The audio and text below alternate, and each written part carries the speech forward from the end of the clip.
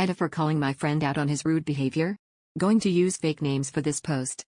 Basically, I have a friend who is heavy into bodybuilding. Let's call him Blake. He's your typical gym bro. He claims that people should eat only red meat and eggs because it boosts their testosterone and will make them more manly in this soft society.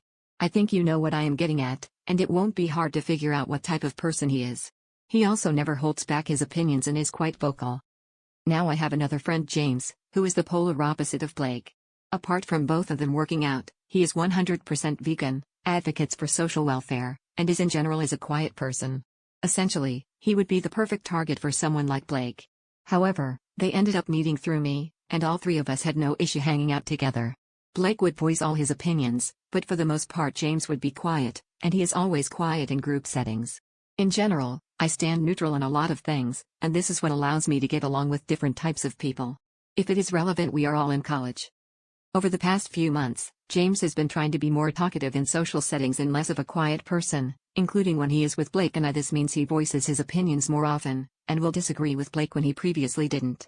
However, what I have noticed is that Blake will quickly resort to calling him a pussy and beta male.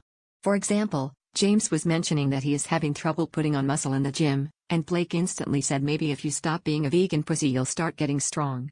While I do agree that protein is important for building muscle, there could have been a better way to say it. Adding on to that, Blake will frequently imply that James would become tougher if he started eating a lot of red meat and eggs. Eventually, I decided to confront Blake in private. I told him that he can disagree with James, but he should stop being so rude about it. Blake then told me that if James has an issue with him, he can let him know directly, and that he is a man. Eventually, it led to Blake claiming that I am accusing him of being aggressive. I mentioned that James isn't going to directly tell him if he feels offended or hurt, to which Blake said that isn't his problem.